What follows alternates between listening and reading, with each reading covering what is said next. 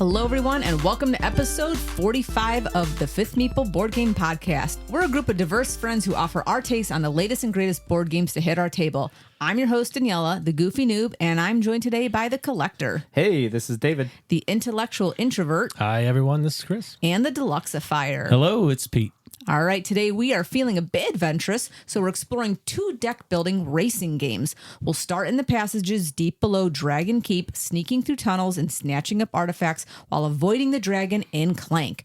Then it's off to South America, slashing, splashing, and dashing our way through the jungle, searching for the City of Gold in the quest for El Dorado. And finally, because we never can just help ourselves, we'll head to the main deck and face them off against each other in our ultimate showdown, the Battle of the Funnest. But before we shuffle over to our conversation, David's got another buy, borrow, and burn for us. Oh, yeah. So we're talking about racing games kind of today. So I thought we would go with a racing theme from childhood. So the categories today, or the games up for the lineup today, are Trouble. Okay, so you're racing to get into the safe zone first. Connect 4. You're racing to connect 4. And the Game of Life, which is always a race to see who can win that game. So those are your games today. Game of Life, Connect 4, and Trouble. What are you guys doing? I'm going to blow you guys' mind. Which of these games have I never played? I'm going to say Trouble. I'm going to say Life. Definitely Life. It is Life. I have never played the Game of Life. Explains so much. I don't know. I don't know if that means I want to burn it. But I would probably borrow that one then. I think I would buy Connect 4 only because I own Connect 4, so I know I would buy it. It's actually something that my daughter and I still play on our phones in an app that we have. It's just something that we pass the time with. Maybe not the greatest game. By far, but Trouble, other than the Pop-O-Matic, I don't know that there's anything special about Trouble that isn't in any other game or maybe any number of games from that time. So I guess I'd burn Trouble. I'd try not to breathe the fumes. I would buy Connect 4 and I would borrow the Game of Life and see if I was right to avoid it for 52 years. Well, I actually have 3 games of Life on my shelf, so I would buy that one. Well, I don't need to buy it, but that would be a buy for me. 6 more, you're a cat, man. Either that or it's all ex-wives. As far as borrowing, I always liked the game Trouble. We used to play with my sister Marie. We'd go around and popping that popper is so good. As far as burning it, Connect 4. I just sometimes struggle with the orientation of everything. I usually don't do very well on those games. So those are my picks. David? Yeah, so for me, I'm going to just go and copy Pete here. I love the Game of Life. I think that game is really fun. I remember playing with my cousin Lori out there. She actually bought me the Disney version, which I still have in shrink wrap because, you know, it's going to go up in value. So why would I get that one out? Not after Snow White. Yeah, and then Trouble, the Pop-O-Matic. I mean, how has the game not reused that mechanic yet? The Pop-O-Matic. I want to see it on a board game soon. And then Connect 4, I like it, but given the other 2, I'm going to have to burn it. So, but it is a fun game. Going over to Daniela. All right, got a little variation here. So I'm going to buy the Game of Life. I have really good memories of this game. I think I've told you before, I have the little travel game I thought was so cool because you could flip it open and the 2 pieces stick together and it's got a little spinner and you can move the little cars around. So it's very cool. Just a game that is near and dear to me. I think for the borrow, I'm going to borrow Connect 4.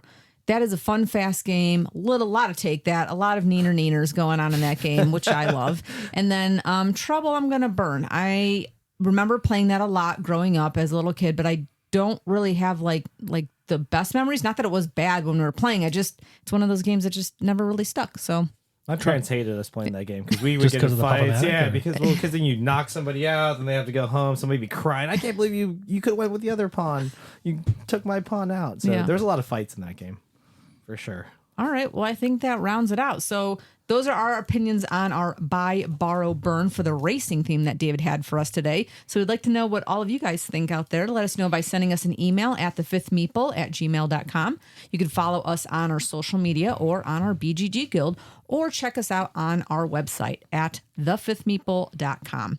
In addition to subscribing to our show, one of the best ways to help us grow is to leave a review on Apple Podcasts or wherever you listen. And if you do, we might just read it on a future episode because we really do enjoy engaging with you out there. All right, guys, let's try not to alert the dragon, but it's time to get into our discussion of Clank.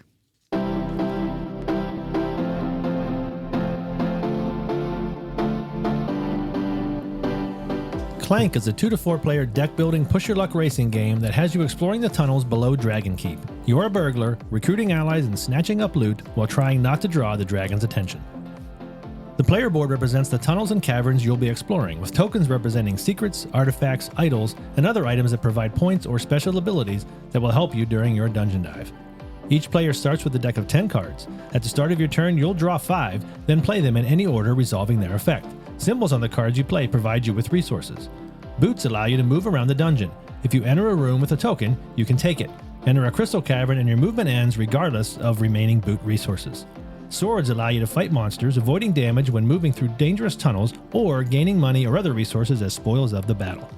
Skill points allow you to purchase new cards from a market, adding them to your discard pile for later incorporation into your deck. Certain cards make noise. Clank, alerting the dragon of your presence, requiring you to add cubes to the Clank area. As new cards are added to the market, some will prompt a dragon attack. When this happens, all cubes in the Clank area are tossed into the dragon bag, after which cubes are blindly drawn back out. If your cube is drawn, you take damage. Take too much damage and you're knocked out. Once a player obtains an artifact, they can choose to reverse course and eventually exit the dungeon. Once the first player either exits the dungeon or gets knocked out, a countdown begins, which includes a series of dragon attacks. When the countdown ends, all players who at least made it back to the upper portion of the dungeon tally their points from any artifacts, other tokens, gold, and certain cards in their deck. The player with the most points wins the game and is declared the greatest thief in the realm. Clank was designed by Paul Denon and was first published in 2016 by Direwolf. All right. Well, we have a massive fan of this game at the table. I'll just say it, Pete. He has their hat. I do. Yeah. So let's talk about this game. Let's go over some of the things that we really liked during the play. Oh, he's putting the hat on now. You guys can't see it, but maybe one day you will. Very nice. There it is. All right. So let's go around the table and just talk about some of the things that this game does very well, some of the things that we enjoy about it. David. Well, I do enjoy Pete wearing his Clank hat. That's a highlight. So if you haven't seen that yet, but more specifically about this game, I just think it's a really solid game. I mean, it's definitely a lot of fun. The way you can construct your deck, the way you can risk going down deeper into this dungeon. You know, I think there's a lot of different strategies here. I think, you know, that you could play to win. You don't necessarily have to just go for the closest treasure. You can go deeper and still win this game. But overall, it's really simple, though, too. I mean, I like this game because I could teach a lot of people this game as well. So for those reasons, you know, I think the game, you know, is a lot of fun. I like flipping over things, too. There's a lot of things to flip over and see what you get. So I like that randomness in my games. But I'll kick it off over to Pete because I know he has a lot to say about this. Yeah, I really enjoy the exploration of this. And now, granted that you're not flipping over tiles and seeing what's there, but you are diving down into the dungeon and you're trying to get those different tiles, not tiles, but little resources that are there. You flip them over. It might be something good. It could be a dragon egg, which, you know, accelerates the game a little bit. The Nikki, the dragon, gets a little bit more angry at all those people coming down, stealing her treasure. So I enjoy that part of the game. The other thing I think that's really cool is the bag building, or that when you're actually pulling out the tokens. That's a fun time, whether you're on the bad side of it or you're pulling them and you're hoping somebody else gets knocked out. To me, I like that part of the game. It kind of takes that pressure of, you know, trying to be real serious and trying to score a lot to things just being random, being pulled out, and you get hit or you don't get hit. It's kind of fun. You know, sometimes we're all rooting for black tokens to come out, and other times we're hoping for Chris's to come out. So, you know, that's the one thing I like about the game. I think that makes it fun to me. Mm-hmm. So, Chris. Yeah, I usually don't like deck builders. They're starting to grow on me. I think probably because I'm starting to learn more about how to execute them. I came into this game thinking, okay, Pete loves it. I'm not going to. I actually, after finishing the first game, I considered going home and buying it. Right? Wow. Now, I didn't, because the more I thought about it, usually if I'm buying a game, it's going to be something that I can play by myself, either having a solo mode or play it multi-handed solo. I don't think you can play this multi-handed solo because you gotta know the right time to trick somebody, say, all right, I'm out of here. And they're really deep in there. So I didn't buy it. Plus, I know at least 2 people around this table who have it. I know one of the people around this table has the legacy version, and maybe I saw a picture of some second version acquisitions incorporated. So I will have ample opportunity if I want to, I think, to play Clank. So I didn't buy it, but it was good enough, and I had a good enough time all the times we played it to where I considered actually making the purchase. I think one of the things I liked about this was building my deck. And with that, I enjoyed looking at all the different cards that came out. They're simple to read. They're simple to understand. You know exactly what they do. And for me, I never felt like I got my hand too clogged up in this game where I couldn't do anything and I was stuck around, or there are definitely some times where you want to move, or you needed boots, or you needed something to move, but there was always an option for me to do something else, like purchase something really good. And for that, that's what I really liked about this game. I potentially got a little bit too lost in the cards, I think, at some point, and was enjoying looking at what's coming out and waiting for the dragon to do its thing. So I need to focus a little bit more next time. Yeah, I will give one bit of advice. Boots are important to have because movement throughout the dungeon is important. So anytime a new player is playing the game, I do kind of point that out. You usually have an option to buy a movement or one of the attack cards. And if you don't have enough skill points to buy something else, that's one thing that I always encourage somebody new. Just grab one of those. You won't be disappointed that you grab it. Yeah, and it was good playing with you, like an avid player of this game too, because you were like, "That's a good card." That helped. I think that was really good to play for the first couple games with. I actually first two when we pulled this game out, I'm like, Clank, no, it's got to be Clank, right? Because I'm thinking jail, and I'm thinking, oh, it's got to be like related to that. It wasn't, so that's kind of just a funny thing. That's hilarious. I think there is good tension here. I mentioned, hey, I couldn't do this by myself multi-handed, but there is that tension of, okay, do I want to go deeper in the dungeon, knowing that David's looking at me across, ready to dash because he's got the artifact. He's thinking, does he want to get another one, or is he just going to go and hose me? And as soon as I take one step down deep, I know the next time around, David's dashing out, right? But the other thing I like about it is that I think there are multiple ways to win. When you get out of the dungeon, you get a lot of points for doing that. But you don't have to get out in order to be in. You just got to be above ground, and there's a lot of points to be had. You don't have to dash out of there. You want to give yourself a chance to get out, but it's not the end of the world if you get knocked out as long as you're in the right place. Yeah, I think the last game that we played, you actually won, and you didn't make it to the very tippy top. And really what you get from getting out is an extra 20 points. But if you invest that time and go down and grab a 25-point artifact, and you're up 5 points, as long as you get above that ground level, you got to get out from under the dungeon. And I think that's what I did that last time. I got the backpack that allows you to get 2 artifacts. Yep. I didn't get to 25. I got to 20, and I already had another one with me, and I just pick up a couple secrets along the way and managed to get enough. Yeah. Yeah, I think that's one of my complaints about this game, but we'll talk about that later.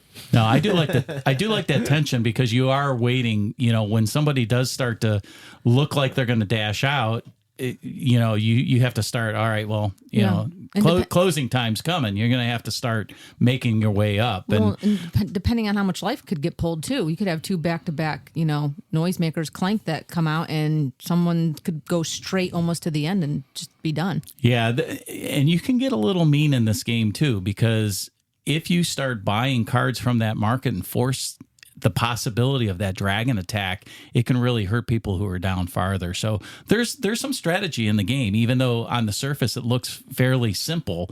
It is fairly simple, but if you're playing with experienced players, it can get a little rough. So to that point, I'm interested to know, as much as you've played this game, can the game be 30 minutes or an hour and a half? Like, is there different varying times that you've noticed? Well, I've played the game. Usually the fastest that I've ever played is usually like 45 minutes. Okay. And that's usually like with 2 or 3 people. You go in and you grab something and you head out. But that's one of the complaints that I hear a lot of people say about the game is that, they'll dash down and run out and grab some. It's just not fun. It's just not fun. But you still have a little time because it's not that easy because you still have to build that movement deck. If you're not buying the cards to move around, you're not going to get very far. Yeah, and the game does do a good job of making it not easy to get back real fast, right? So when you see someone starting to dash out, now maybe they've got something special that allows them to move through crystal caverns without stopping. That's helpful. But it's hard to get back super fast. And so you got an idea it's coming.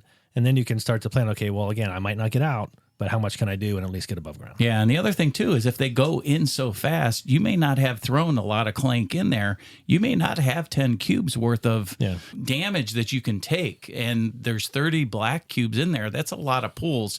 And even if you get up to the very tippy top and they're pulling 3, 4 at a time, if there's not a lot of your Clank in there, you know, there's that risk versus reward. You can spend an extra 2 or 3 turns going down and grabbing a couple extra points and resources. So that's kind of the way to look at that. Okay. Well, let's talk about some of the things in the game then. It sounds like David's a little on edge if he's got something to share. But let's talk about some of the things that maybe just need a little bit of polishing. I mean, to me, I think I got 2, maybe 3 decent sized complaints about this game. I do really like it. But one is the player who escapes out of the dungeon first. I mean, you're just doing a lot of watching. I know you're picking that decision, but sometimes the decision really isn't up to you. There's nothing really you can do. Other people have beat you to deeper depths of the dungeon maybe, and the only chance you have maybe of winning is to go to the top, but then you're watching for about 4 turns. To see if they can make it out, but you're just really not doing anything. The second, thing I think thematically is just if somebody gets just barely above, I almost want to see that line a little bit higher, but that's just maybe because I like my games a little bit tougher, but it just seems like, I don't know how you don't, and maybe Pete could talk to this because he's played the game a lot more than me, but have you ever seen somebody just never get through that line to actually score? I don't know, because I've never experienced that yet. I've always seen at least getting above that line so they score. And then, I don't know how that makes it sense thematically. I know you're not dead, but, you're still in the dungeon. Well, if you're underground, you're basically... Yeah, if you're underground. If you're above ground, the people will come in and save you. If you're underground, they're letting you be. Yeah. And that's why you don't score any points, because they're like, nobody's coming to save you if you're that deep. But I think you should just let them die even if they're above ground. Anyway, so... no, it's just messing. But I think those 2 things, and then the third thing is, I just don't know if... I know there's a lot of different versions and variants, and I think I actually personally want to explore a lot of those variants, because I feel like this game, just at its base game, can get maybe a little bit samey, because a lot of those point tokens are always in the same locations. Maybe there's a path that you can map out, and you could play really efficiently, but I just see it getting stale after a little bit. I don't know how that plays out after 20 plays, but... to me, I could just see that maybe becoming a thing. I don't mind it just because I'm always teaching new people this game, so it's always kind of fun. But sometimes, even when you're teaching new people, it's one of those things where if you are the teacher, sometimes you don't necessarily want to go in and grab something right away. You kind of want to let them explore. So I think this game sometimes, it's kind of like playing somebody, maybe if you're on a date and you're like playing tennis and you're like, hey, maybe I should let them score some points or get something into the game instead of just smashing them. Because I think that experienced players maybe can just come in this game and really smash newbies pretty hard. No wonder my dates never work out. Just go in and let them win a little smash 'em. bit. Yeah. So I don't know. But those are my only things. But other than that, I really do like this game. So to your middle point, though, I almost feel like one of the beasts I have is that you can play this whole game, and then if you don't get above that ground, you get 0 points. That's not fun to me. Now, that didn't happen to anybody, to your point. To me, I feel like maybe there's maybe an alternate to that is there is a significant penalty. You still get to score. There's a significant penalty, and now you're weighing, okay, do I stay down a little longer? Can I balance that? And maybe the higher you get up, the less penalties. I don't know. But I do not like the idea of playing a game, and then at the end, you're like, nope, you don't even get to score. So now that didn't happen to anybody. Yeah. But, man, that would burn my hide if that happened to me. Yeah, I think that happened to me once when, I went way down and I really tried to push my luck and couldn't get through a door with a key or something like that and got knocked out while I was down there. But I will say that a lot of times if you don't get out of the dungeon, or I should say up and out to the castle, usually I haven't seen, you're the only one who I've ever seen win that way. And I was actually really surprised that mattered that much, because you got points other ways and you were accumulating. I know David was trying to pick up resources along the way. And sometimes you get the coins, sometimes you don't. So, that's part of when you go down in a dungeon and you're looking for treasure, you don't know what you're going to find. So that's kind of the way that I look at it. That's part of the theme. Now, to your point too, with the actual map, I think my version's one of the real old ones. I have a number of other maps that I haven't even opened up. Oh, really? One's like a pyramid where you're going down and they add mummies to it. Oh, wow. There's another one where there's like a spider instead of a dragon that attacks you. So even with the base game, you can get those expansion packs. And really, they give you some extra cards, and you can just shuffle those in and keep those in with the game. So really a lot of replayability with that if you did want to explore and like the game and want to get some extra expansions. But even the base game, I think I've played it a number of times, and I enjoy it every time. That does sound like fun. So yeah. Yeah, that is interesting to have different maps for replayability. I got two things with this game. Number one is that I suck at it. Let's just be honest. I tried to play the game last time where I was going to go in, I was going to grab a couple things and come out, and I was going to get to the top and get the points. And to David's point, I was sitting out at the end watching a little bit, but I don't know how David made it out before I did, because my sole purpose was go down, go in a crystal cave, grab a couple little resources, and then come back out and try and force an end. But then David was like, oh, like he's sprinting in the tunnel, and I'm like, la la la or something. I don't know how David moved so fast through all of the tiles to get to the different spaces and places to collect every single thing that he did. He had tons of resources, and I was like, but then he cut beside me and came out first. I don't know. It was like, it's a little bit of a weird thing where I'm not understanding the movement overall in the game, which is fine. A learning curve thing I got to get through, but yeah, that's one of my beefs. The other thing is we played with different player cards, and my guy sucked. His name was Jim Dark Magic, and I hate him. And he just kept having me put Clank in the stupid thing. And at one point, I was like, I have to get out because I think I had like one left, and it was just I was probably pulling the bag at that time, or maybe Pete, you were pulling on that game. But yeah, I didn't enjoy the player power at all. I don't know if it was like a forced like rush, because the cards weren't as good as I thought that we had for the base when we played. Yeah, that was the first time I played with those cards. And for those listening, there is like little expansion packs that you can get. So instead of using this starting 10 cards, they give you the different cards of the characters from the game. So, and each one kind of gives you a little unique experience on how to play the game. Jim wasn't unique. He was just yeah, he wasn't that good. So it does twist up the game a little bit. So yeah, that's kind of fun. But as far as my complaint on the game, if I have one, it's for those who may want to rush in and come out. I agree with you guys. If you get out early and you're sitting there watching, and maybe when you go out too soon, it's a little lackluster for a game for you. So, and I almost think something that would help curve that maybe, and I know the Clank has something to do with it with the dragon, is I do believe at the lowest portion of the cave should be the most point worthy treasures that you're getting. I don't think high points just randomized up at the top is good, because then you could go out fast. You could get I'm just making up a number, 225 point things. You got 50 points right there, and then head back out, and you're doing great. I almost think like there needs to be a little bit more thought of randomize maybe the lower ones a little bit more, but the really, really high point scoring ones should be down low. Well, the artifacts are. The other things that come out are just random. So you may or get something good or may not. So that's something to keep in mind. And again, there's different maps with different ways and things that get a little bit harder.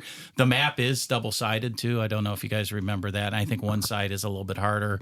It throws more, you got to get through more monsters, so you're taking a little bit more damage if you're trying to go down farther too. So a lot of replayability and variability on the game I kind of enjoy.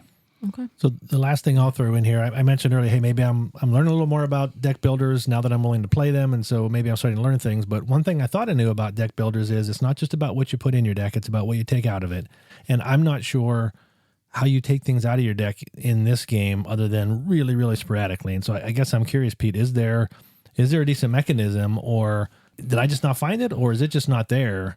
and you're stuck with this bloated deck. There are a few cards that allow you to kind of thin your deck out. Usually you try to get out your core cards, the basic cards to get rid of. I wasn't able to do hardly any. I remember seeing same. 1 or 2 cards, and that's about it. Yeah, there's not a lot on it. Now, I will say, and I don't want to dive into it too deeply here, but if you do play the legacy version, there's a whole lot more crafting your deck. And from game to game, you get to keep some of that stuff, which is really fun because then you are kind of crafting it and building it game to game, which is fun. Yeah, that sounds like fun. Do we know why the dragon's name is Nikki? Is there something behind that? Her name's Nikki. Why? Yeah, that's why. Why is your name Danielle? Because I was born. Oh, that's what it is. My in the mother rules, and father rule named book. me. That's what Mama Dragon is? Interesting. That's- Okay. that's what I it just is didn't in know the if there rule was like some lore behind Probably Paul Dennon's Yeah. Probably his wife. daughter or Ex-wife. something. Yeah. it. The dragon. Yeah, ex-wife. All right, David, take us over to the collector's corner.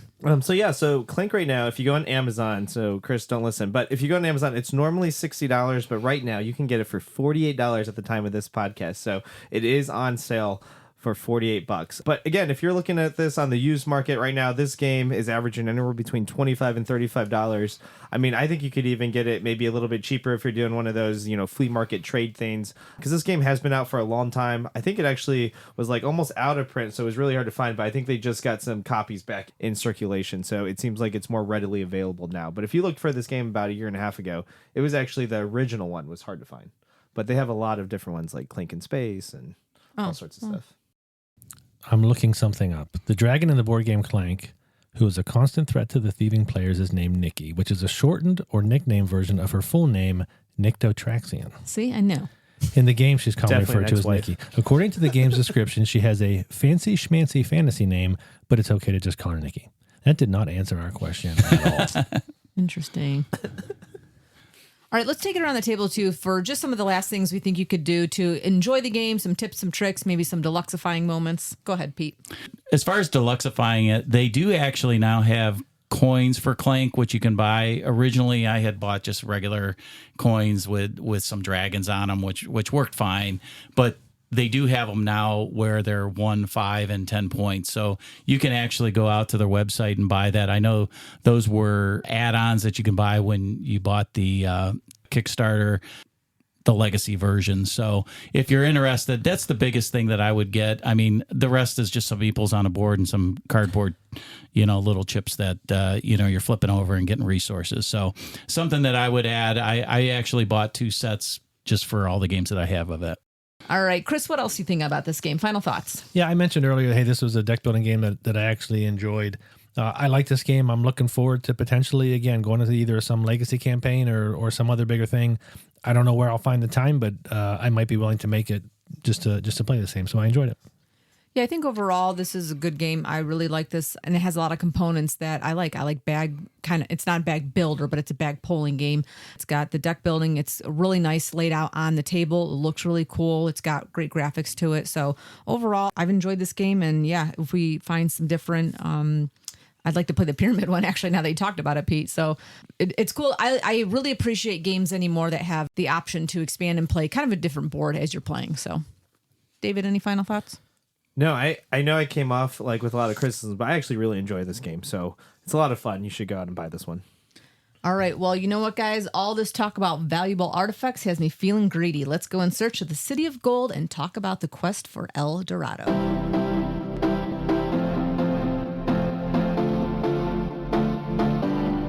The Quest for El Dorado is a 2 to 4 player deck building racing game that drops you in the middle of South America. You're an expedition leader traversing through jungles, rivers, and villages in search of the ancient City of Gold. The modular player board consists of a series of large hex tiles, each comprised of 37 hexagonal movement spaces and separated by blockades. Player tokens start at one end of the resulting track and must move during the game to the other end to reach El Dorado. Each player starts with a deck of 8 cards. At the start of your turn, you'll draw 4 cards, then play them in any order. Standard cards provide 1 or more symbols along with a strength. The type of symbol determines the terrain that you can move through with that card. Machetes move through jungle spaces, paddles move along rivers, and coins move through villages. To move onto a hex space, the card used must have a strength greater than or equal to the value of the space, with excess strength remaining available for further movement. Players cannot move through a space containing another player token. Players may also discard cards without taking their benefit to move onto a rebel space, or can trash cards completely out of their deck when moving onto a base camp space. Coin cards may also be used to purchase new cards from the market, placing them on your discard pile for later incorporation into your deck. Some of these cards are stronger versions of the starting cards, providing larger movement or greater flexibility. Other items, however, provide special powers, such as drawing additional cards, trashing cards, or taking any card not currently owned. Many of these special cards must be trashed after use. In the Caves variant, stacks of 5 special tiles are placed on 9 specific mountain spaces throughout the board. When stopping next to one of these stacks, a player can take the top tile, which provides a special ability that may be used at any point during a player's turn. When any player reaches El Dorado, any other player who has not taken their turn that round does so. If anyone else also reaches El Dorado, the tie is broken by the player with the most blockades and then by the highest valued blockade. The winning player claims control of El Dorado and all of its treasures, sending the remaining players down the river. The quest for El Dorado was designed by Rainer Knizia and was first published in 2017 by Ravensburger. All right, so let's go through this game. There's some really unique characteristics about it, and let's just start talking about the things that we really enjoyed this game. I'm going to start just picking off some of these things. You know, I really enjoy a game, as I said in the last segment, that has options for new boards every single time. And I think this is one of those games that does a really interesting, good job of, it's got a number of different ways you can set it up based on the hardness that you want of the game, or you could do a beginner. And I think that is really interesting and really genius when they do that in games. So I really like that part of the game. Yeah, I agree, Daniela. I think, anytime you can get a lot of use out of, tiles making up a board where they could flip back or forth and be double-sided, and you can kind of set the difficulty, and then also the community can come and they can create their own maps, and show you online, how to create, special maps that, have different things on them. I think that's always a great thing.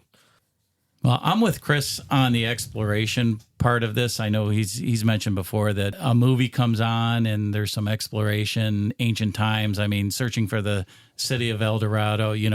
I grew up watching Raiders of the Lost Ark, and that theme draws me in, and I can actually kind of feel like you're trudging through the jungles. Mm-hmm. You got to have the machetes to get through the hard part, and the boats and the paddles to get through that part. So it's interesting that I like the way that the movement on this game works, where it's, in comparison to where just having a foot movement where you're moving a certain number of spaces.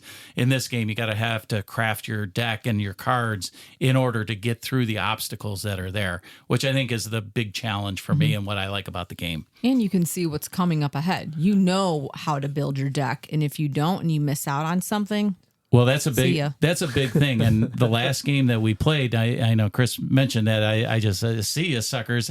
I saw a pathway and I crafted my cards. I think I only bought 5 cards in the whole game. Really? And I just went off on that, and that was my engine. I didn't have to do what David was doing. He was having fun exploring, buying lots of cards, trashing cards, doing this, but he wasn't moving anywhere until the very end when he got his engine together. Somebody had to be was Daniela at this game. He was 2 steps back. So it's interesting that you can play different ways, and there's that balance again. How much do I sacrifice to create the deck that I want versus just being as streamlined, as efficient as you can, and just do the moves that you can.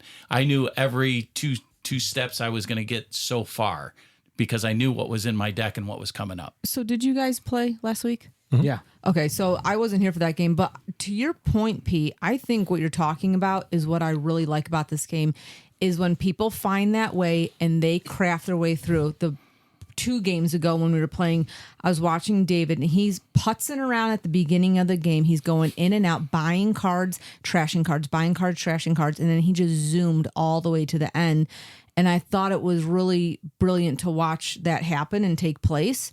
And if you can see that in advance and you know what you're doing and how you're building and what you want to move, that's what I really like about this game, is that you can really customize this and make it your own and win the game. It's really cool to watch. And there are possibilities to craft your deck. There, again, you have to get to the space, but there's enough spaces there. They're not everywhere, but there are places where you can move onto a space. And if you've got the right cards in your hand you want to get rid of, you get rid of them. And in fact, that's how you move onto the space. And so we talked in the last segment that I'm not really sure how to thin my deck. It's obvious here. Yeah. Now it's going to take time to do that. You got to be there at the right time. And there is that feel.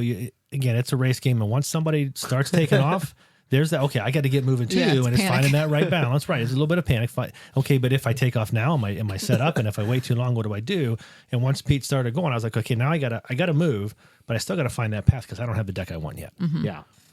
On the flip side of that path, in the very beginning of the game, and it could be just the boards that we played, there were some roadblocks, and I think I was sitting, or Dave was sitting in one of the spots, and nobody could get by because there was no pathway, and that kind of stalled the game a little bit and gave some people, David in particular, the ability to grab all those cards that he wanted to, trash the cards, because we weren't moving forward for one reason or another. So again, you got to find that balance of how fast are you going to move, how efficient are you going to be, versus trying to go for a big end game movement on that. One of the other things, and this is a game where card advantage really matters. I know David is usually grabbing those compasses, so he buys one card, draws two cards, play a card, draw two more cards, so he's got a handful of cards in his deck. This is another game where there's only 4 of those cards, I believe. Three of the particular cards when they come down in that row that you can buy. So it's important that you don't let somebody get all those cards. To your point, take that card if he's taken all of them, provided you can afford it. Yeah. So that's something else to keep in mind, that you're not only playing the table, but you are playing the other players on the in the game as well. And I like that some of those cards did have a balance, though, to them. Some of them, you play them and you're trashing them immediately, so you don't keep building your hand in your deck. I think that's brilliant, too. I thought it was the right balance. Yeah, just like Daniela said, there's a lot of cards in this game where they're one-use abilities. So I think that helps keep your deck thin at the same time. So maybe, I don't know if Clank has something like that in later versions, but it does help when you just play one-hit abilities, and then you're like, I don't have to keep that card in my deck anymore. So what are some of the things maybe that are a little unclean in the game, that maybe a little jammy? Well, I wouldn't say it's unclean. I would say that it can be very simple. As I said, I only bought a few cards and was able to go through. And now, again, you can ramp that up by changing the layout of the board and things like that. The other thing, David, we played with a variant, whereas normally it's the person with the highest. There's different areas as you go from one group of tiles to another group of tiles. There's like a roadblock that you have to either hack your way through or swim your way, and you get that little tile, a zigzaggy tile, and you keep it in your score. And basically, as a tiebreaker, because this game, a lot of people will finish at the same time, and that tiebreaker comes down to, initially in the game, David, maybe you can describe it a little bit better, but I think initially in the game, it's whoever has the highest value, but we played with a variant of whoever had the most.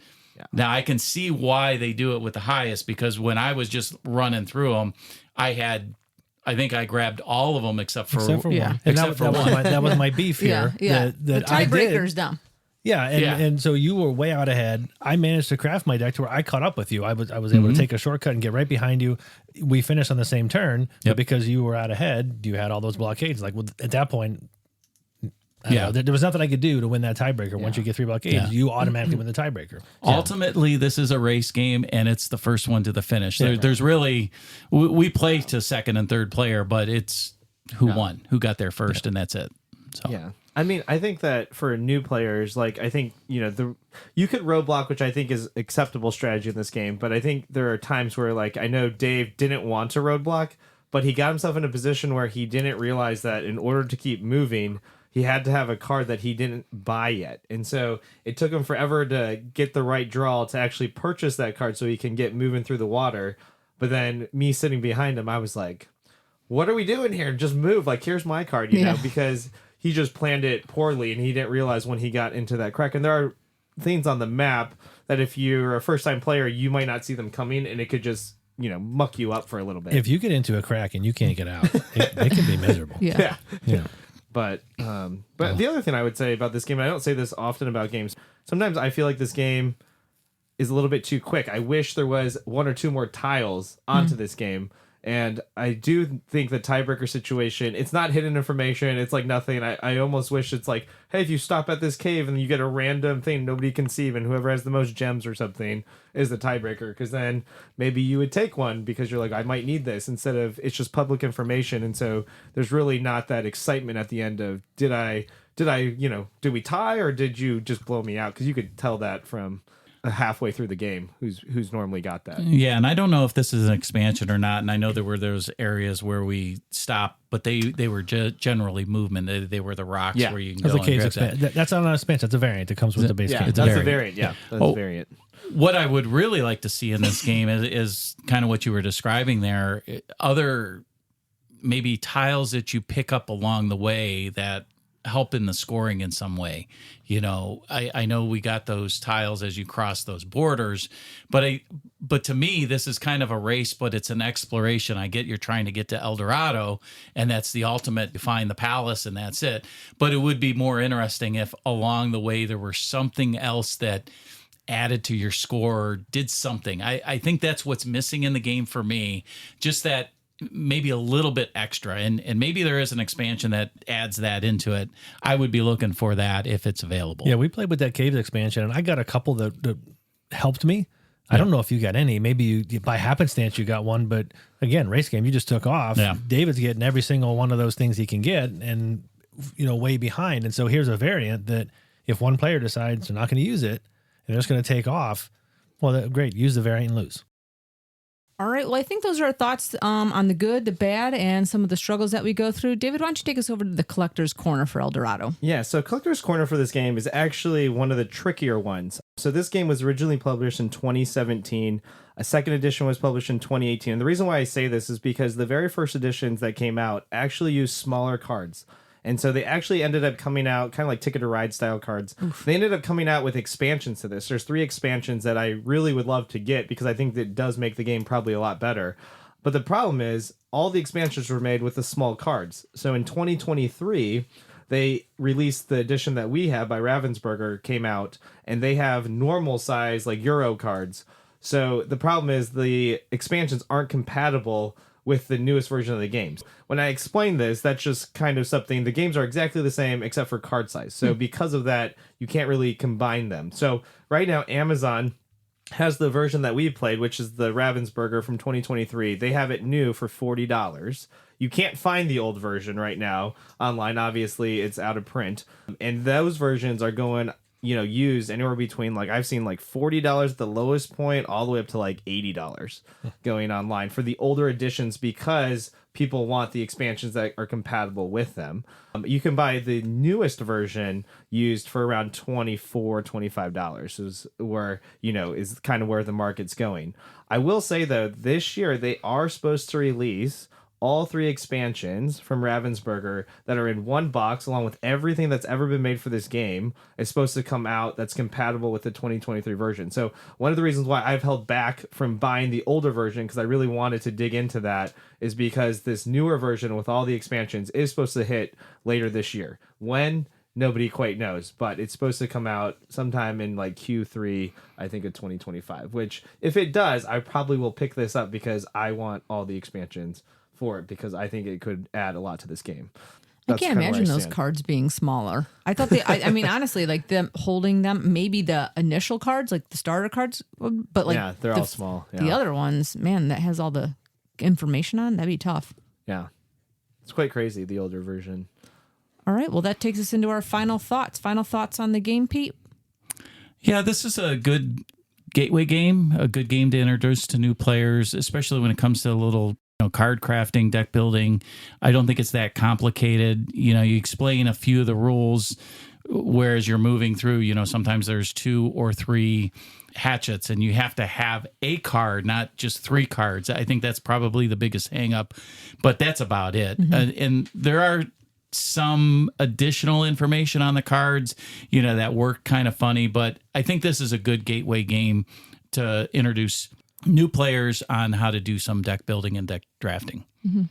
Yeah, I think from a gateway standpoint, I don't know if you do a player that hasn't really played modern gaming or whatever, but if it's someone that's somewhat familiar, I think it's a really good one to introduce deck building to. It's a relatively simplistic game. Again, it's a race game. It does really well at what it does. It feels like a race game. I enjoyed it. I regret that I haven't played it yet at 2 players.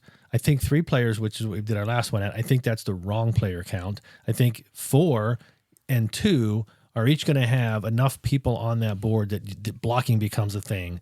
And if the 2-player where you've got to balance those 2, that's a whole other thing. 3, I just think there wasn't enough people to block, and there were too many to again, you didn't have that extra meeple on there. I think 2 and 4 is a sweet spot. 3 to me, I don't think it works as well, but I enjoyed it enough to, hey, if someone's got it set up already, I'll sit down and play. No, I agree with Chris. I played it at 2, and when you play it at 2, you actually get 2 meeples, 2 guys you have to get across the finish line before the other person can get their 2. And you can move them in any way you want. You can keep one guy just back there, have the other guy finish, and then, start with the other guy. And it's very strategic, I feel like, for that kind of game. It's very chessy a little bit compared to the other person. It's a lot of fun. I also wish that it maybe had a higher player count at sometimes, because I feel like the turns are snappy enough where, why don't we have a 5-player or a 6-player? Because I feel this game could do that just because the turns are normally really fast.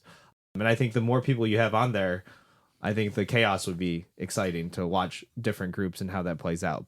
That's kind of my opinion on it. Daniela? Yeah, I think everything you guys have said is valid, and I think that's just the point, that it's a good gateway intro game to get people to play. I think I could actually teach this to people who don't play games very much, which is saying something. And shut up, David. And I think it's enjoyable. It's very clean cut. It's laid out. You can read the cards. You can understand the cards. Really, really new players who maybe don't have a lot of experience gaming would take a little bit longer to learn that, but I think they would enjoy the racing part of it and the deck building for sure. So, well, guys, we need to find out who really wins the gold and artifacts here. So let's head over to today's Battle of the Funnest. All right, everyone, the moment of truth has arrived. It's time to separate the men from the boys and the games from the toys. We're pitting these games head-to-head against each other in the ultimate face-off. In one corner, weighing in at 2.23 out of 5 with an overall BGG rating of 7.8. Bounding around the profound underground without rebounding a sound. Gathering eggs from a dragon in a makeshift wagon. Raising the riot act for quiet artifacts. The burgling beast. The mighty mercenary. The dungeon diving deviant. Clank. In the other corner, weighing in at 1.94 out of 5 with an overall BGG rating of 7.7, raised in the rainforest by a gold-obsessed florist. Cutting through the brush without a single blush, chasing treasure of unequal measure, the golden goat, the fantabulous forester. Welcome to the jungle, the quest for El Dorado. And now, let's see which game can stack the deck in our Battle of the Funnest Showdown. All right, guys, we're going to evaluate these games head-to-head, 5 different categories: theme and production, mechanisms, value for your time, replayability, and the fun factor. The game that gets the most votes wins each category, and the game that wins the most categories takes the prize in our Battle of the Funnest. So let's start this adventure with theme and production. Pete. The production value on both of these games, I think, are both on par. There's nothing really super fancy about them. They're a deck of cards. The boards are nice. I like the customization. I think for me, what's going to swing it is the theme. And I get more out of the theme of going into the dungeon, trying to get treasure and trying to get out, trying not to make too much noise. There's just more of a game there for me when it comes to the actual theme. As I said, I wish there was something a little bit more with El Dorado, but it's not there. Daniela. All right, so for theme and production, I agree with everything Pete just said. I think both of them are just the basic cardboard. They're, nothing really special on them. I do think that the color scheme is better on Clank. I think it's just a little bit more, you can see the dungeon, you can see the ground, you can see up above the castle. El Dorado it's straightforward. There's nothing bad about it. There's nothing wrong with it. The cards are actually really nice as well. I like the artwork on them as well. I just think that Clank takes a little bit more of the edge in this category. David. Yeah, so I'm going to go back to what Pete had just said. I think these games are very on par for what they do. I think the production's just fine on both of what they're going for. So for me, it comes down to theme as well. But I'm probably going to side the opposite way. I just like something about that Quest for El Dorado, just kind of like how I like Lost Ruins of Arnak. I just like that theme. Normally, I am like a dungeon kind of thing, but I don't know. I just like the theme of kind of being Indiana Jones and just going. So I'm going to go with that as the only differentiation because I think their productions are on par. Going over to Chris. Yeah, I think the productions are relatively equal. Neither one being a standout. Theme-wise, I would normally pick the adventure, the Indiana Jones type thing. I just didn't feel necessarily while I was playing it that that's what I was doing. Whereas in Clank, I felt like, okay, I'm down underground. I'm going to have to get out at the right time. I'm going with Clank, which means Clank takes theme and production 3-1. All right, we'll move on to mechanisms. I'll kick it over to David. Yeah, so for mechanisms, they're both a little bit of deck building. I think it's just kind of what you want. I think I normally go for the more gaming game, and the more gaming game is Clank. But I'm going to actually go with El Dorado because I think what it does it really pure. And sometimes when you have that simple but pure mechanic and it just really works, and I think it really does work for El Dorado, I'm going to go with that. There's times where you don't necessarily want to think a lot, but still want to play something. And I think if that's what you're going for, El Dorado should be right up your alley because I don't have to carry a lot of thoughts. I just kind of just play and go, which I like about this game. Going over to Daniela. I agree with a lot of what David said there. I do think that both of these games do well what they're intended to do. I do think that El Dorado is very clean. I will say the addition, though, of the bag pulling on Clank, I really enjoy because it is that unknown moment where someone's getting hosed. Honestly, you pull the black cubes and you're like, oh yeah, okay, no, we're good. And then when you pull like 3 of my blue ones at the same time and I'm already at like a 7 and you just die. That's the little bit of added mechanic. I know this sounds terrible, but I wish there was like, oh, you got bitten by a wild animal in El Dorado, or you ate a poisonous plant, like something a little bit more that would block you. And maybe there's other variations of that, but I think just for that reason, both of them are clean. I really do like them, but I have to go with Clank on this one. Pete. Yeah, I agree with you 100% on that. I have it written down here in my notes. Just that extra layer of the card crafting. I think there's a little bit more than with El Dorado. Like I said, you can play that. It is very clean. You just get your engine going and you can run with it. Where the other mechanics of the discovery of flipping those little tokens over and seeing what you got. Did the dragon egg pop up, which makes Nikki mad, and the bag. I can't tell you how much. I think that I mentioned it earlier. Just reaching into that bag and pulling it out. Here, you pull them out. I don't want to pull them out because that anticipation and that extra feeling, just that mechanic, that mechanism alone, I think is what elevates the game for me. Chris. Yeah, I agree that the bag pulling is fun. That's going to factor in for me in a different category. It doesn't factor in for me here, though. I'm looking at, okay, what are these games at their core? They are deck building. They are racing games. I feel like the racing comes out in both cases, and always by, okay, one person's gonna say, okay, I'm taking off, and that's when the race begins, and the game is afoot. From a deck building standpoint, I'm going to go back to something I said earlier. I'm not sure how to thin my deck. Certainly not effectively in Clank. I can do that in Quest for El Dorado, but I might be doing that again at the expense of being able to move, but it's going to benefit me later. I like the way that works.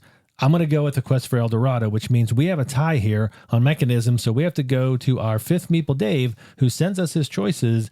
Each time we make a recording, we'll see which way he went. Yeah, Dave has messaged me here. He says, for mechanisms, I choose El Dorado for better shopping and movements with the cards, and I think it's also a bit more fair. All right, so that was a surprise to me. I didn't see that one coming, but Dave breaks our tie. El Dorado takes mechanisms. We are now tied 1-1. Moving into value for your time, I'm going to go with this one. Clank takes us on average, at least in the plays I've been involved with, about twice as long as a Quest for El Dorado. I think it's a little deeper game, but again, I'm not just looking at how long does it take. What am I getting for that? But I'm also thinking I didn't have to set up either one of these games. That's not true. I helped set up Clank. I did not help set up Quest for El Dorado. And I came into this game thinking, oh, this is going to be a relatively simple game. And then I look at the table and there's like 4,000 cards sitting out that's got to be stacked up that I know are going back into this massive pile that you then have to separate. Value for your time is set up for me as well. And if I ever had to set up Quest for El Dorado, I'm going to be much less likely to play it. And for that reason alone, I'm going to go with Clank, and I will kick it to Daniela. odd because I think the exact opposite. Like when I'm looking at it and I've set up Clank and I'm like, oh, where does these 3 extra pieces go? And then separating the little tie or the little chits that you have and stuff like that. When we're pulling out Quest for El Dorado, I know I need, well, depending on how many players you have, let's just make up a number. I know I need 5 pieces. It's these pieces, flip, flip, flip, look at the board. That's how they go together. And the cards, when we put them away, they're all stacked because we put it away stacked correctly. So to me, it's just a matter of, I guess, who set it up and didn't set it up. But I'm going to go the opposite. I'm going to say El Dorado on this one for value for your time because it is a little quick game that you can get in and it's straight to the point. Pete.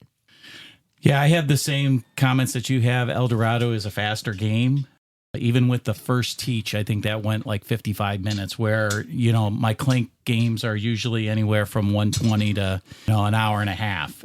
And for me, the end game of El Dorado was just kind of like a letdown. At the very end of the game, I want some excitement, and I got to the finish first, and that's it. With Clank, you got the scores. There's some anticipation on who actually won. Even though somebody might have gotten there first or got out first, it doesn't necessarily mean they win the game. So I'm going to go with Clank for my value for the time. I think it's just a bigger game. Let's go over to David. So value for my time on this one, I'm just looking at our play times. I think what Chris said is right. I also do agree with Daniela. I think Clank takes a lot longer to set up in my head. That's why I think when I teach this game to new people, I'd much rather pull out El Dorado because I could set that game up in 5 minutes. If I pull out Clank, I feel like maybe I'm not as familiar with it, but I feel like it takes me a longer time to set that game up for new people when they come over.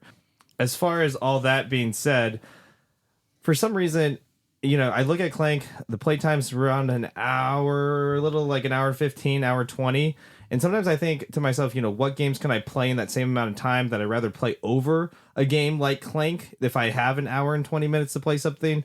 And, El Dorado, when you really get this game down, you can play this game in like 30 minutes. And so to me, I'm going to give that my time right now because that's kind of where I'm at. I just want to play something quick, fast, but I don't want it to be super simple, but yet a little bit gamey. This is where I'm going right now. So I'm going to go with Quest for El Dorado on this one.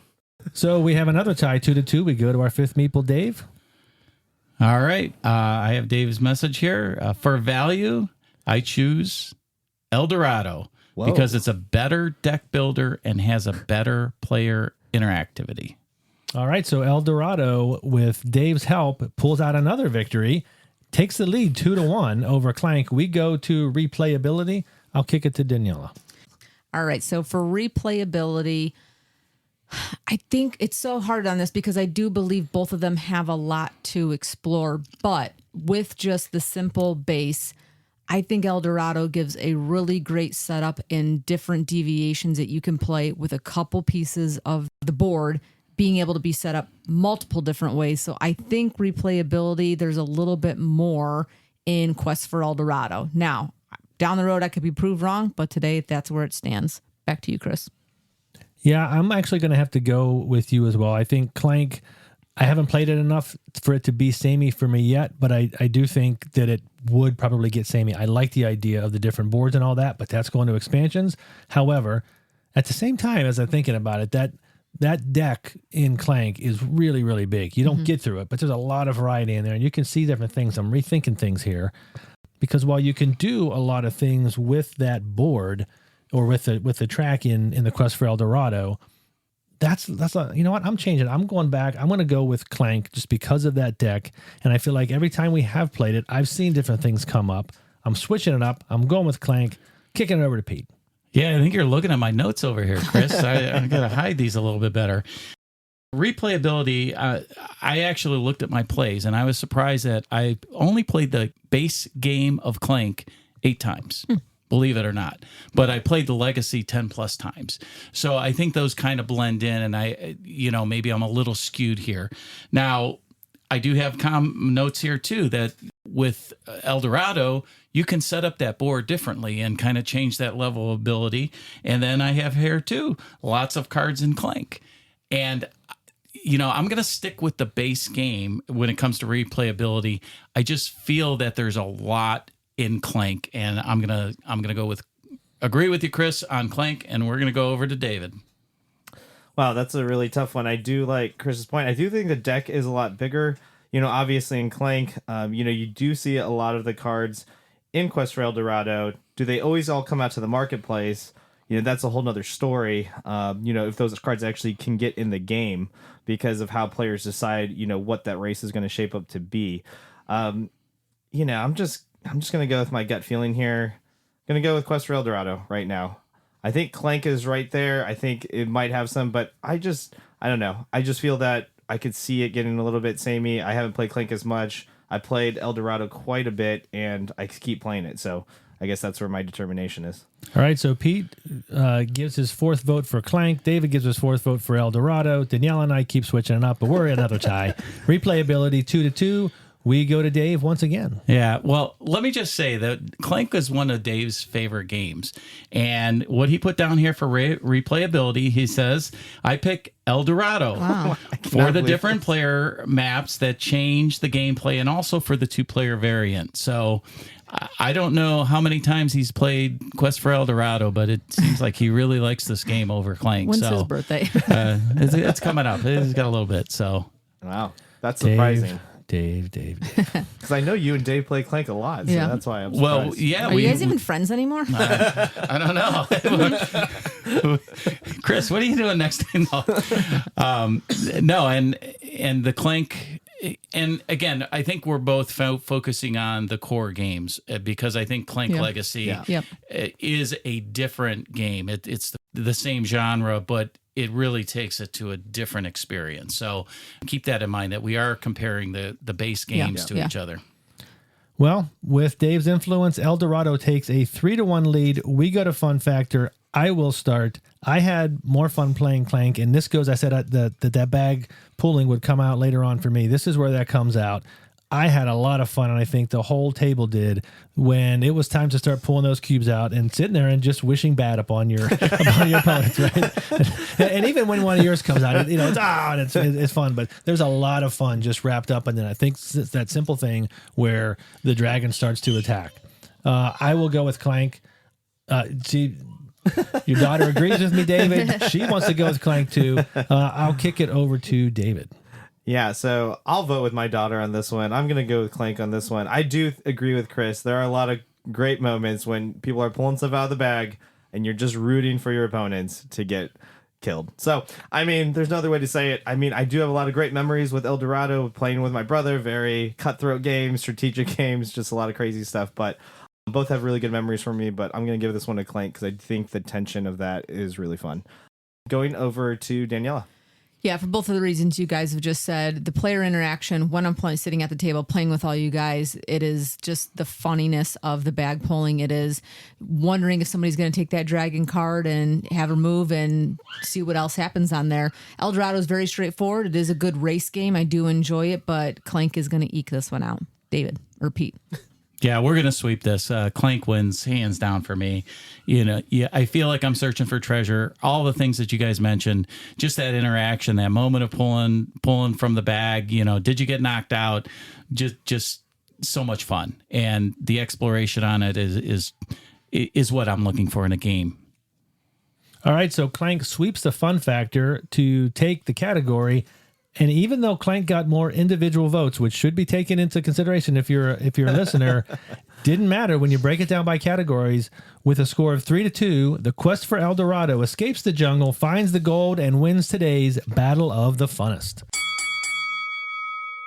Well, folks, that brings us to the end of yet another episode of the Fifth Meeple Board Game Podcast. We hope you enjoyed our discussion. And if you'd like to get in touch, just email us at thefifthmeeple@gmail.com or reach out to us on social media. Thanks again for listening. And until next time, may all your days be golden ones. Goodbye, everyone. Bye-bye. Thanks for listening. Adios, amigos.